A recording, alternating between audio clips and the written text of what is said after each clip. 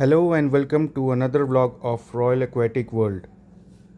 Today we have received a shipment of F2 Kampha, GB KML, KML, all are in head pop sizes. So we are just unboxing the shipment that has just arrived. All the fishes are safe and sound. They look absolutely good. So we've received 5 boxes. There are around 100 plus fishes. So we'll be updating the progress of these fishes once they are out of quarantine and they are well settled.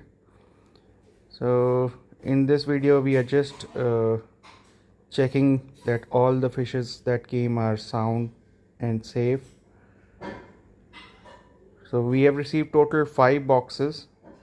All the fishes are packed excellent. These are all imported fishes. These are F2 Kamphas, F3 GB KMLs and KMLs. So all those people who are looking to groom from a small size, we will update you about these fishes very shortly. So every fish is packed with safety, and these are imported from Thailand. They have just arrived. Hope you enjoy the vlog. See you next time. Have a great day.